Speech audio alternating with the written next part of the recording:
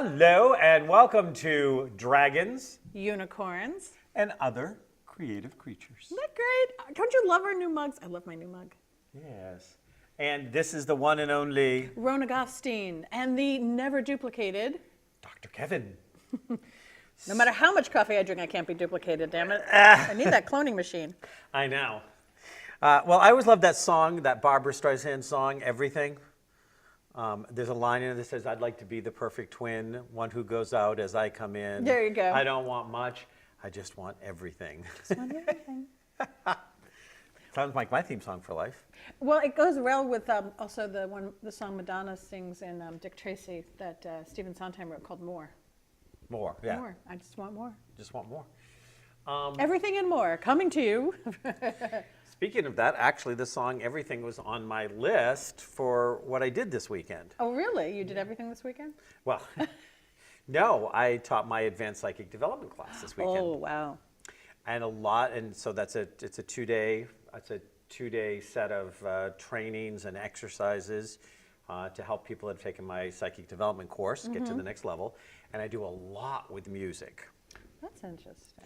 Yeah, I had set aside like over 85 songs that I had selected. Wow. Some of it was psychic exercises, some of it was for past life work, some of it was for messages from spirit work. So, you know, we didn't play all of them because that would have defeated the purpose, but it was about, you know, doing it.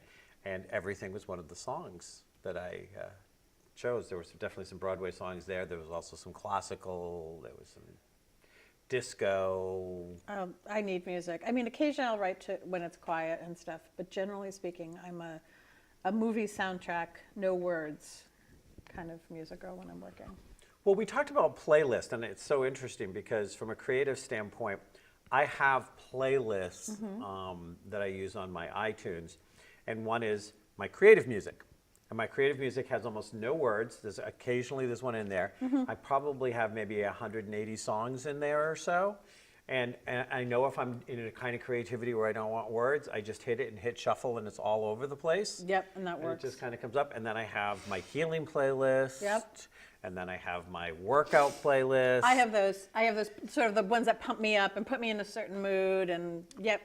I have Broadway versions of those as well. Like I have Broadway pump up and Broadway love songs and the quieter ones and the evocative ones. Yep, I have. But when I'm writing, nobody else has words. I can't even write to foreign language. Like I've put on opera and I'm like, no, because I keep trying to like hear the words. I'm like, no, the only words I want to hear are mine. No. So besides the act of creating music, because as you know, you heard it, the song I wrote for Jeff at our wedding. So beautiful. And the different songs, because I don't read music. But you write it. I mean, play it. It's interesting, yeah. But you can still create it. Yeah, but I can still like hear it and then write it down. Yeah.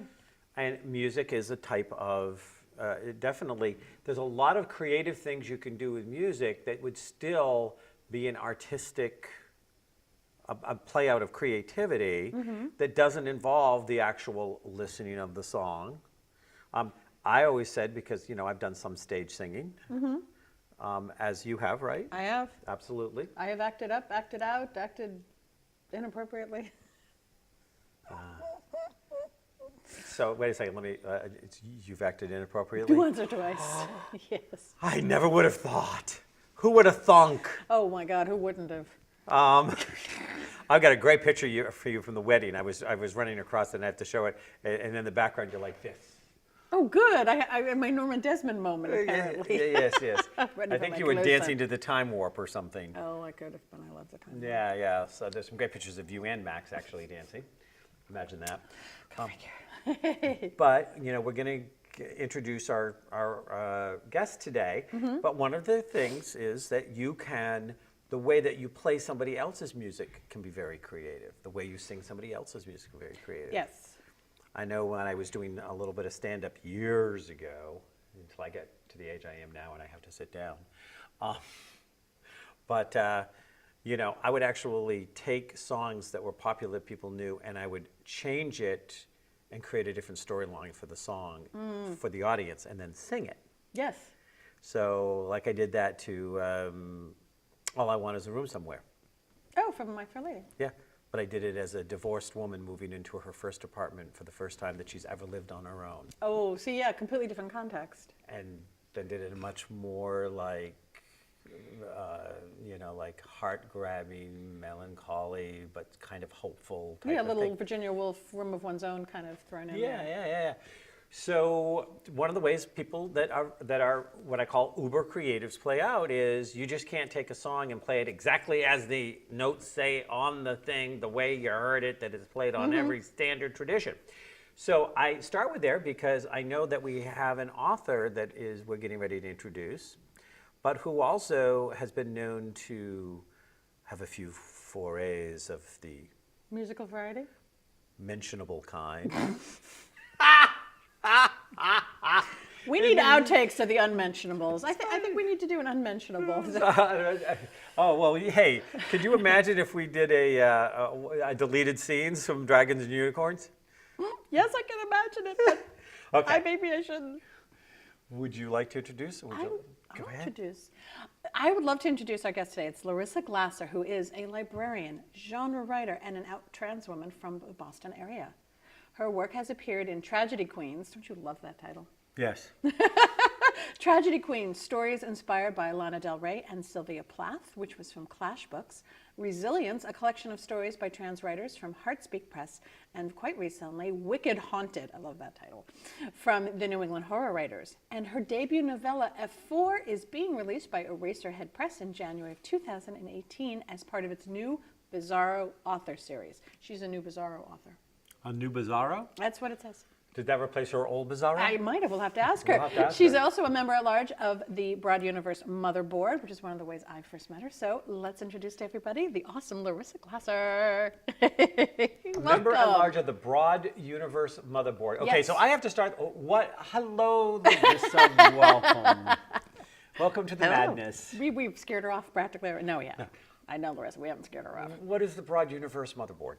Broad Universe Motherboard is the board of directors for Broad Universe, which is an organization that promotes and educates female-identified writers of genre fiction, science fiction, horror, fantasy, runs the gamut. Okay. And the motherboard just sort of, makes decisions, including, fiscal and strategy, outreach, that sort of thing, membership. Okay, so, but it's not like Mary Dumas is not on it, right? Oh, no. No, not that 'Cause broad. Okay. She's abroad. She's totally abroad. But She's a member. No, but she's not a writer. Well, she is, actually. She could be a member, actually. She was a previous guest, and she has a fantasy anime series, so she could be, actually. Should Yeah, probably artist. tell her. But Yeah. Broad Universe is all kinds of speculative fiction. So even though my genre is generally romance, it's also retold fairy tales and fantasy and a little paranormal. So I fall under their umbrella. Well, And it's great. It's so Yes. supportive. We're creative creatures as well. We are quite the creative creatures. Am I a creative creature? I hope. I think so. Yeah, sure. I've heard and read your work, so yeah, you are on many levels. It's awesome. So you have, I love the name of the Tragedy Queens. I think that is a great name. And, and it's funny because one of the things is that, and I'm looking for something. I was about to say, what are you looking at? I'm looking for something. Which Pay no is, attention to the man behind the curtain. which is actually angst, drama, and victimhood. Drama queens, angst, drama queens, and victimhoods, and other kinds of love poetry. There you go. Angst, drama queens, and victimhood, and other kinds of love poetry. That's actually, you wouldn't think I'd have such a hard time remembering it, but I thought of it. I love the That's actually a collection of a title of my poetry. Oh, that's fun. Oh, that's That's your my book. book. That's That's funny. my That's a book. great title. And I looked at it and I saw Tragedy, and I was like, oh, okay, yeah. We need to box set this. Right. Well, the Tragedy Queens is an anthology of stories that are prompted by either a Lana Del Rey song or a Sylvia Plath poem, or both. In What my did you case, it do? was both. Yeah. Cool. It's actually not out yet. It's going to be released on Valentine's Day, appropriately enough. Because when else would you release Tragedy Queens? Yeah. Valentine's Day. by Clash Books, and Clash Books are local. They're a local New England publisher. Yay, local independent publishers. So love we that. should all show our support. Yay, support. There you go. And my short story is called Ritual of Gorgons. Ooh. Yes, it was inspired by Edge by Sylvia Plath, which is the last poem she wrote before she passed away. Before she jumped off the edge into the next reality. Exactly. Yes. And it was inspired by the Lana Del Rey song Born to Die, which is one of my favorite music videos of all time. Oh, I'm going to have to look for that one now. Born to Die. Yeah. Isn't that cheery? Well, I mean, Well, for tragedy queens, it's perfect. So, you know. we were all, I mean, we start dying the minute we take our first breath. And you know, and all Yes. of the emotions. I mean, this is something that. TikTok. Yeah, really, and all of the emotions. None of them should be. I don't think any of them should be brushed under the table. You know, whether that's anger or deep sadness or grief or rage or any of those things. I mean, certainly as somebody who writes in a genre that's very emotion focused. Well, mine's a love story. Of course it is. That was my next guess. It's a love story. About the, what was the name of the story again? Ritual of Gorgons. See, I wanted to say mating of Gorgons. Mating of Ritual Gordons? That was the Mating of Gorgons. That's a sequel. Well, that happens too. Oh, okay. See, it's a love story. Oh. Another silly love song. Oh, sorry. Oh no, here we go. So, Larissa, you also play in the music field. Is that what I heard? That's why I kind. Well, that's been a bit on the back burner currently. I had a solo acoustic project called Sporloose, which is based on a movie called Sporloose. It's actually in English that translates to The Vanishing, which is one of the classic horror movies of the I think the late 80s, 1990s, and it was actually there was an American remake of it, which should be avoided because it has a happy ending. So That is so true of yeah, America. I get that. released my CD called The Hill last 2 summers ago, in 2016, and but my focus has been writing and sort of trying to hone my craft in writing lately. So music's sort of taken a back seat, but I do still play. So, and we're going to get to your books, and we're going to get to your writings and other things, because on the show we like to point out the fact that how often people are uber creatives, and that they're doing stuff in a number of different things. And one of the things that we as creatives can be guilty of is we abandon our creative children that we're done with. You and go move sit on to- the back burner. yeah, and we move on to the other thing. Somebody will say, oh, there was this piece of poetry that you read, blah, and I wanted to share it with somebody. You're like, oh yeah, that was. Let me read you the one I wrote yesterday, or let me show you about the short story, or how about the song I just wrote, or whatever. We're always most excited about our new children, but our old children still need some love too. So I'm just curious. So is The Hill all musical? Do you sing on it? Is it instrumental? What instrument do you play? Mostly acoustic guitar, some synthesizer, and if it can be called singing, I sing on it. Of course it can be called singing. Well, wait till you hear it. You'll know it's me. Once it's, like you say, once it's out in the world, you can still, you need to sell it or Need to just find an give it away, audience. Well, Art can be a gift as well. But you definitely want your art to find its audience. That's true. Yeah, you want and sometimes it crosses over. When they were shooting my one-woman show for a movie, they decided they wanted a closing piece of music the next day. So I wrote it that night, and of course, because I was like, boom, here we have to have it. But there was no concept in my head of writing a song. Because I was in the middle of shooting the movie. Right, and now all of a the sudden, movie I come on trying to make sure that the actress wasn't botching the lines I wrote. Yeah. So it wasn't a case of multitasking or anything like that. well, sort of redirect. It You're was kind of, kind of I'm doing this. No, we need you to do that. You may find that some of your background music might not be background for some reading you do out of one of your books, or some kind of crossover. That's true. If if I'm doing a book trailer, I can't use copyrighted music, but if it's mine, I can come up with something. Or your album could end up inspiring stories of, its own anthology and stuff like that, and then you can package them together. Look at this. We're getting the marketing. This is dragons, unicorns, and other marketing creatures. Yeah, I'd like to be a marketing creature. We'll let the cash roll in. Yes. Well, but you can play the music and see what story you want to write that was inspired by it. Are either one of you familiar with, the song "I Wish You Love"? I wish you bluebirds. No, I in the don't know that one. Is that metal? No.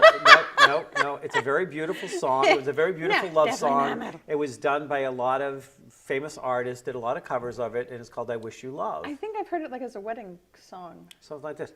But one of my favorite versions is Betty Davis singing it. Not a woman you would think of as having a beautiful And voice. she doesn't sing, but she has.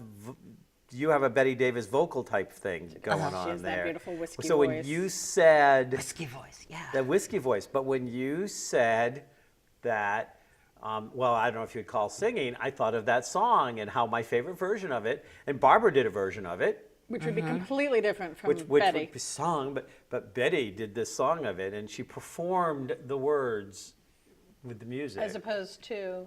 You know. And there are lots of things like that, though, in musicals, in other things, where the less than perfect voice works better. If you ever hear the Broadway soundtrack to Cabaret, the original, oh my God, Sally Bowles. Sally Bowles, yeah. Jill Holloway had almost no voice. She had a terrible voice, but Sally Bowles is supposed to have a terrible voice. She's like a third-rate singer in a tiny club in Germany. Everybody's visual and expectations of the song changed when Liza Minnelli made the movie, and she's got voice. She's got a voice. She's got a voice, yes. When Melanie Griffith was still married to, this is lovely trivia. Ready for trivia, people? This is useless information in one of those 100 open tabs in my head. When Antonio Banderas was on Broadway in 9, his then wife, Melanie Griffith, was traveling with him. So I said, well, let's put her in a musical too. They put her in Chicago. They put her in as Roxy. And the critics were waiting to roast this. She's going to be terrible. She was. But Roxy's supposed to be terrible. Velma's talented. Velma's the one with the career. Roxy is, two skinny legs and that's about it. And so she didn't have the vocal chops for the role, and it worked beautifully. Yeah, it fits the story. It fits the story, Yeah. and It's your supposed to be music is terrible. going to fit your story and your voice, and it works. It can work. You don't have to have Liza Minnelli and Barbra Streisand voices. You can have Betty Davis voices and Betty Davis eyes. Yeah, right. Betty Davis, was she like the first singer for Iron Maiden? Iron Maiden wishes. No. I was in a metal band for about 10 years, so. What was that like? It was pretty special. My librarian persona worked well on stage. So. Oh, I love that idea. The librarian metal singer. Hey, when I used to work, when I was a manager at a bank, one of the reasons that they set me up to get rid of me was because my boss ran into me one night as I had left the Exeter Straight Theater in my Dr. Frankenfurter, and I was up on a side thing singing "I'm Just a Sweet Transvestite," and he walked by and recognized me, and that was the beginning of the end of my banking career. What? That's grounds for promotion. Yeah. What? On the right Not bank. in the banking industry in the 70s in Boston. Apparently not. Oh, I wish I had a time machine. I'd go back. Yeah. I'd run that bank. Yeah. We'd go. We'd I'd tell him- own that bank. We would tell him. It that went if out of he got- business, so it got run all right into the ground. They went out of business. This is what happens when you get rid of, your Yeah, right? Frankenfooters. Yeah, you need your Frankfurters. You need your Frankenfooters. Now, did somebody present this stories inspired by Lana Del Rey and Sylvia Plath and asked you if you want to write for it? Were you the creator of the title? No. A couple friends of mine, Lisa Cantorell, she is author of Cartoons in the Suicide Forest, which is a great book. Which it's a collection of her short stories. She came up with the idea. She turned me on to Lana Del Rey actually when I first met her, and she asked many people that she knows, say, hey, would you be interested in contributing a story? And Yeah, I didn't come up with it. That's her baby, and she's behind the scenes at Clash Books and Clash Media. I do recommend people just check out Clash Media and keep an eye out for Clash Books because they're new and they're up and coming. So they gave you sort of this prompt, basically, Exactly. and you were You inspired. wrote to it. Mm-hmm. Yeah. Exactly. Yeah, you wrote to it. Yeah. I love that about anthologies. Because they'll pull things that I would never, well, either put things together like Lana Del Rey and Sylvia Plath, or they'll have a theme that I would never have thought to write to. And your muse goes, ooh, fun. Right. Well, I Anytime. had the seeds of the story kind of in place because when I went to a writing workshop in the summer of 2016 in Brooklyn, the Topside Writers Workshop was all trans women and female-identified non-binary people, non-binary trans people. So I had the seeds of the story in place. It's going to be a larger work, but I was like, this is low-hanging fruit, so I should convert this into something for time. tragedy queens. So it was serendipitous. It was all right there. There you go. So I look forward to seeing what people think of the story because it was pretty fun to write. Those are the best. So now resilience, that was something that you were invited to write in that collection, or was it one that you kind of were the... Well, as a result of the summer writing workshop in Brooklyn, some people, as a result of that, sort of came to the horrific realization that traditional publishing is not very open to trans women writers. Go figure. Yeah, well, right. Well, this is still post-tipping point, but, you sort of have to DIY, do it yourself. So the Heartspark Press sort of came into being as a result of that. And we knew we wanted to sort of collect all the participants of the workshop, we wanted to collect their writings into a book. But we knew we'd have to sort of spearhead it ourselves. So it sort of came into being, but then we realized, we want a variety of people to contribute to the anthology, not just the people who were at the workshop, because that's a very limited scope of things. So we wanted to expand. And over the last few, actually several months, just expanded to, we have over 30 contributors now. Wow, that's a big book. The book is just out now, so. Now, I have a question about that, because I poke at these things. That's what I do. Go for it. So, is it any easier for a trans man to get published by a publishing company, or is it just, it's not easy for somebody who is transgender to get published? That I wouldn't know. You would need to ask an actual trans man to speak to that. But there's actually an anthology I saw from Pink Narcissus called Brave Boy World, and the quality, it's male-identified trans people, and the quality of the stories in there is just blew my hair back. So there's more opportunities now. Yep. There's more public awareness of not just the political end of things, but the artistic end of things. That's what really needs to also shine through. Reclaim the narrative is what we're trying to do. ooh, I like that. And, because,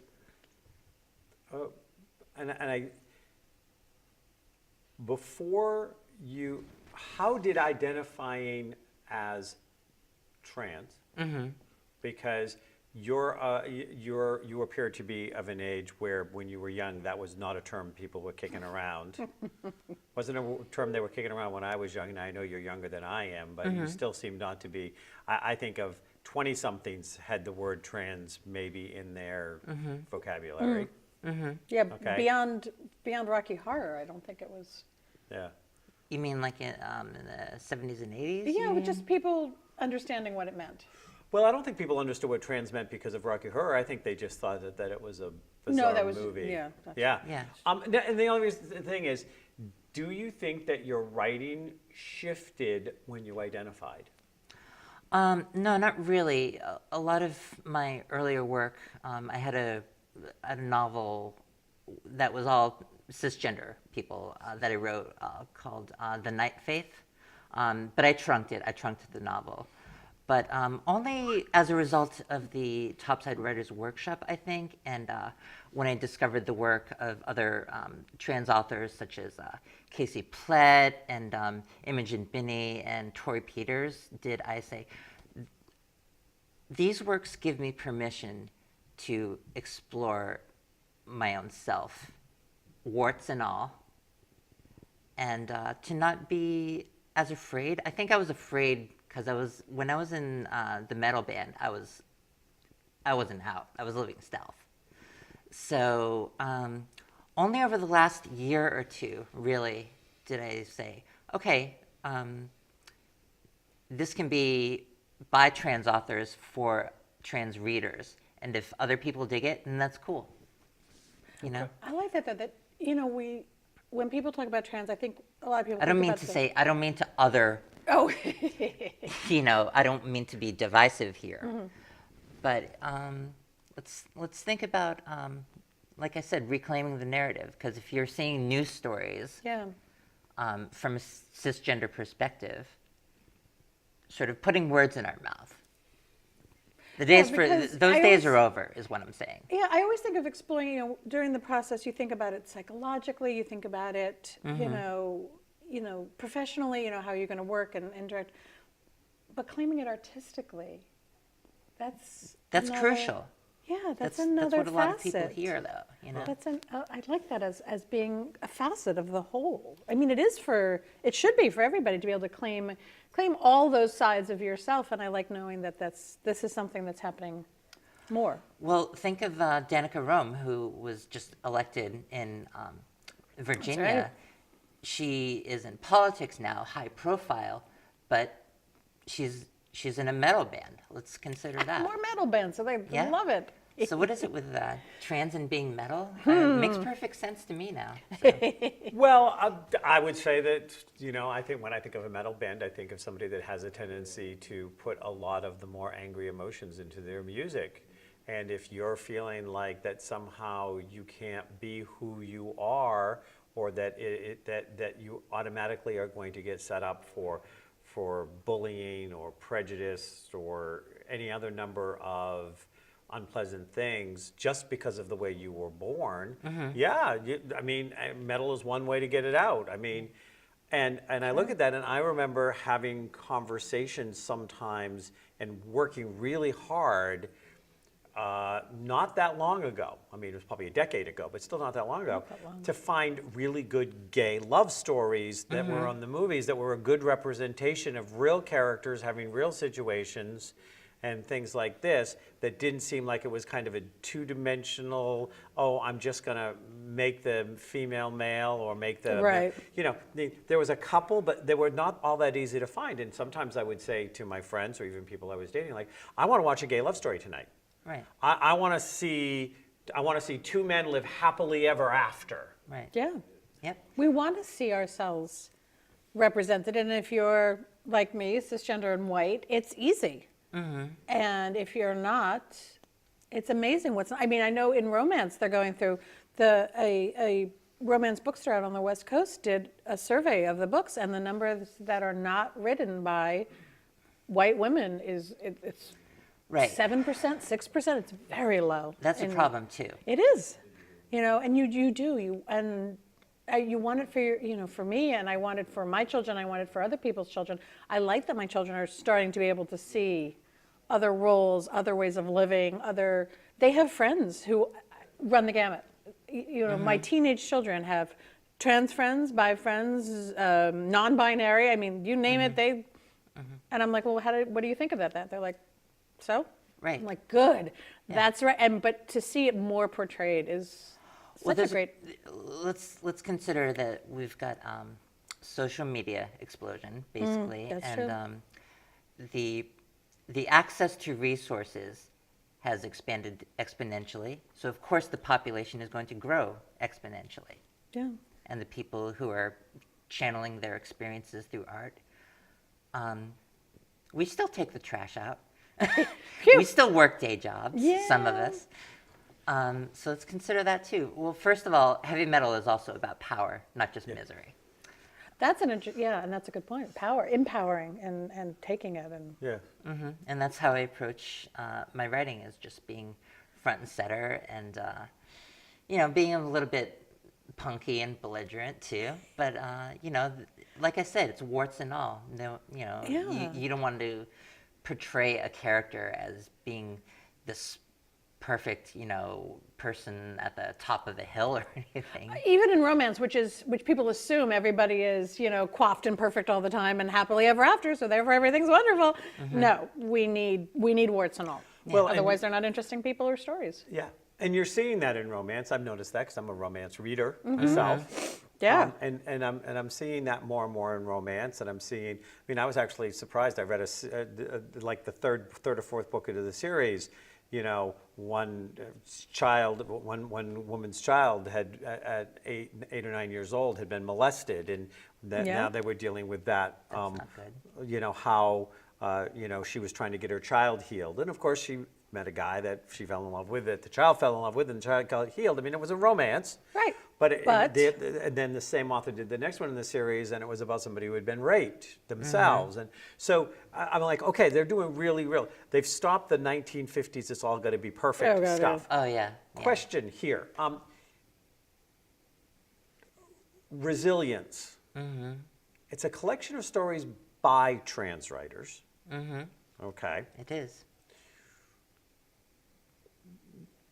What are the genre? What are the stories like?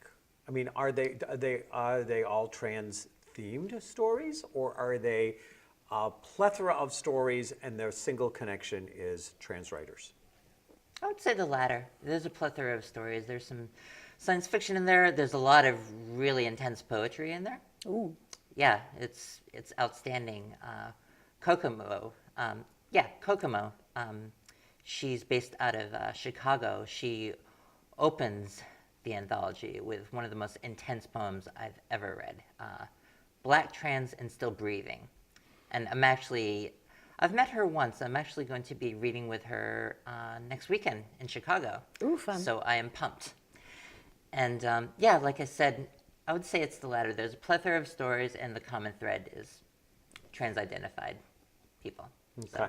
So it's the largest collection that we know of trans writers so far, That's awesome. and that's really And singular. I'm guessing, just given the fact that you said it's the largest, are there a lot of first-time publications? Oh, totally. Yeah, I love that about Absolutely. anthologies. That's you get to find people that you'd Yes, never find. that was crucial for us. Is it? Yeah, Yeah. that's Yes. cool. So, this is a good book for a reader who enjoys a plethora of stories. Oh yeah. Oh yeah. And so, because one of the things, and we go back to the fact that, my first degrees were in business, and yes, I have a marketing mind in the behind of everything.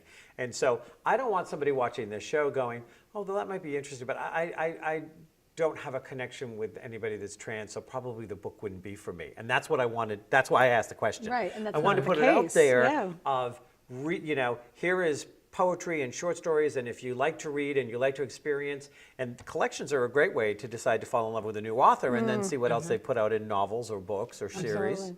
And so I invite our viewers, to check out a book like Resilience and see that, and know that underneath it all, that there are some perspectives that are going to be very different from authors that have written that are not trans, because they're seeing the world differently, but it's not a collection of trans stories. No, and what's Right. also nice they'll realize is, I know I discovered this no matter what the background of the writer is, there's a similarity that there's that overarching human experience that's yeah. connective. I remember when I, reading things like the Joy Luck Club, I don't have Chinese or Chinese American relatives, and yet it was so much like my Jewish American family. And when my parents went to see Torch Song Trilogy years ago, I love that movie. Right.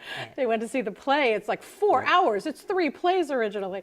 My mother's like, I'm going to sit in the theater in the middle of the week. I have to go to work tomorrow and listen to a drag queen talk for. I have nothing in common with this man. Oh, yes, she did.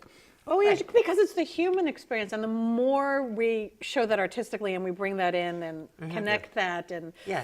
all It is the human connection that everyone has. That's why Resilience will be for everybody. Yeah. It's for everyone. So trans people are human. Go Who'd figure. have right? Well, and you know, and that's Right? that's part of the part of the important thing, and this is It part of is. why so often you hear people say, yes, it is important to come out as whoever you are, whatever you are, because quote unquote they win every time somebody feels like I can't be me in the world. Yeah. They win. Whoever they is, they win when you can't stand up and be you. Yeah. And the more, you know, when we watch this, and you know, and I think it's, can't say I ever saw the show, because I don't have TV, but there was a show on that ran 2 or 3 seasons that the primary character was a trans woman. And I don't know, and they just took it off the air because he was accused of sexual harassment. Transparent. Transparent. On Amazon. I don't know if it was good or bad. I didn't see it, but the fact that it was a mainstream show at least upped the conversations that were happening in. It did. It started to change some conversations, which was and important. that's what happens. So how did you end up with Wicked Haunted? Wicked Haunted was a submissions call. I had been a part of the New England Horror Writers Community and Association for, I would say, a couple of years, just sort of hanging out and hearing people talk and sort of give their industry experience and sort of sponging the information, sort of to see where I wanted to go with writing. And it was an open call, and for ghost stories. New England Horror Writers has done an anthology each year. I think the previous year it was Wicked Witches, which was, I didn't have anything for that because I didn't have a witch story, but I could definitely do a ghost story. And that would be one that I can read an excerpt for time permitting, a brief one. My book is called, my story for Wicked Haunted is called The Mouse, which is pretty sad. Pretty sad story, I will admit. Yeah, but it had to be written. I had to get it out of my system. those are important stories. I know you've had stories in poetry where you've said it had to have. It had to come out, and I can still take a piece of poetry that I might have written ages ago and read it, and I can still end up in tears or angry or whatever. Not because I haven't processed, but because it lies within the words itself. The words lie within the moment and the time and the. Now, we had another author from the Wicked Haunted series, did we not? You had Trisha. Trisha, yeah. Was in Trisha Wicked Woolridge. Haunted. Yep. Yep. And she was in Wicked Haunted Right as well, right? Yes. Oh yeah. Okay. Because Yeah. you said they do one every year, and I'm trying to remember going, okay, I think Yes. this Yeah. was Wicked Haunted. Okay. Yes, Yeah. it was. She may have been in the one before as well, but yeah, no. She And was. the New England Horror Writers is a wonderfully supportive Oh yeah. group because I've dabbled in dark fiction. I don't write it long. I can only write it short. I can't stay in that realm for very long. Right. And people who write full length dark, it's just an anathema to me. I can't. I have yet to, I shouldn't say I can't, because you never know. But I have yet to have a story that really needs that direction and that kind of darkness. But I have written short, and I find that the New England Horror Writers are an incredibly supportive artistic community. They're absolutely. wonderful, I mean, and it's just look at the quality of the cover itself. You know. they did a very good Yeah. job. Yeah, they did it. Yeah, they do good. They do good work. I think. And that- it has been an anthology. I don't know if this one is, but I know in the past people have had their first stories ever published thanks to. Yeah. This was mine. This was my first. Yeah. See, she's a newbie on that one. It is. It's great. It's. I think that's it's always exciting when you can find a place that does that. I wanted to comment on what you said, which is you have people that go in and can be in the dark and write in and from the dark, from the shadow side, from the fear factor, and they can go in and they come out purged and clean and renew. And then you have the people that live there. Yeah, it's a difference. Well, also, if the reader identifies with that dark place, then you've reached them. Yep. That's why it's important to write from the darkness sometimes. So what I would like to find out about now, and novella about your debut novella, F4. So Is that a computer key of 4? I've been trying to figure It's a out what- function key, isn't it's a it? function key It on a is the function computer, key. Yeah. but I don't know if I've that been was like the looking at reference it, or and not. I've seen the book, and I'm like, No. no, it's not there. No. So tell us about this. My book F4 is a trans version of Die Hard on a cruise ship, Die Hard the film, on a cruise ship that is surgically grafted into a giant Godzilla-like creature's back. Wait, the cruise ship is on the Godzilla creature's back. Yep, it's surgically implanted into the monster. Woo, there's a visual. So everyone sort of is lining up around the block to go on this cruise ship because it's a singular experience. Yeah. And my book is told from the point of view of a trans woman who's the bartender on board. And once the you-know-what hits the fan, she's sort of called to task. She's not a hero. She's a very flawed character. And when she is really called to duty, shall we say, she has to save the people around her and unleash her true potential. I love reluctant heroes. Yeah. Yep. I do. Yeah. I love a good reluctant hero. And she's really selfish. Well, that's, I mean, You know, that's, but we can look to mythology and biblical stories and find selfish heroes. So, It started with Gilgamesh. It's a time-honored tradition of, and it does the heroic call change them and make them less selfish Yeah. or Yeah. more aware or whatever it does. Yes. And F4 is the name of the beast. Oh. And it's also a reference to, I think it's the Fujita scale of tornado intensity. It goes from F1, from least severe, to F5, Five. which is catastrophic. Yep. So F4 is also in reference to that, and people will need to read the book to experience the tornado. Ooh, that's cool. Just That's like right, the Dorothy. Fujita scale, it has to do with how much it destroys, how much a tornado is expected to destroy. That's where it gets its number. And like the Richter scale, when you go from 3 to 4, you make a huge jump in destruction power. I see that your tabs are alive, well, and working. And I've seen that movie with Helen Hunt way too many times. I've never Twister? seen it. I've never seen it, actually. It's even got a The Wizard of Oz tornado, reference. the tornado actually growls in Twister. Yeah, and it's got, as I said, and it's How got far-fetched and is not just a tornado reference in Twister to the Wizard of Oz, which is obvious. But at one point, a cow goes flying by, Yeah. and she's like, I gotta go. We got cows." And of course, if you remember when Dorothy hits her head, it's one of the many things she sees Sees flying. Yeah. by is There's a the- cow. is the cow, yeah. So they actually don't talk as well. They do talk about Dorothy, Mute. but yeah, but They it's- refer to. Yes, but then Great they're saying, "I references. gotta go. We got cows." Yeah. I actually use that line on occasion. I gotta go. We got cows. So F4 comes out in January 15th. Yay! So we have a You have an exclusive preview here. the in your advanced studio. reading copy. Yes. F4. Okay. So, a cruise ship on the back of a sleeping Kaiju. kaiju. A transgendered bartender trying to come to terms with who she is. A rift in dimension known as the Sway. A cruel captain. A storm of turmoil, insanity, and magic is coming together and taking the ship deep into the unknown. Oof. What will Carol the bartender learn in this maddening non-place that changes bodies and minds alike into bizarre terrors? What is the sleeping monster who holds up the ship trying to tell her? What do Carol's fractured sense of self and a community of internet trolls have to do with the sudden pull of the Sway? You have to read to find out. I love that pull of the sway because that is actually how.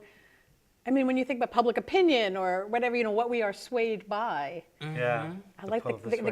concept of the sway as a form of as a chaos. I like that actually. Yeah. Total chaos. I think we're in a time of everyday heroes. I think we're in a time where you don't have to be able to leap buildings in a single bound to be a hero. You don't have to have the lasso of truth to be a hero. No, but I kind of like one. Yeah, most people Who think they wouldn't? want the truth until they get it. Right. Well, there's that. That's Some can't handle the truth. Yeah. But we want to thank Larissa Glasser Yep. yes. That's me. As we're wrapping down the show, she's a librarian, genre writer, and an out trans woman from Boston. Her work has appeared in Tragedy Queens, Resilience, Wicked Haunted, and her debut novella, F4, is being released by Racerhead Press. And you'll have all of her contact information at the end of the show, or probably along the bottom once That's you're right. here, so that you can reach out and check in yeah. on her. Thank you for coming. Thank you both. Thank you for having me. And I really like your studio. It's really fancy. Oh, thank you. Can I move in? We'll just keep her under the table. Nobody will notice. Right, right. You need a No, librarian, no, she right? spent enough of her life under her table. You're right. We're Never not doing mind. that to her again. Drinking. Remember that the more that you can see the world through a set of eyes that you could never own or wear, the more diverse and better person you are capable of becoming. Namaste.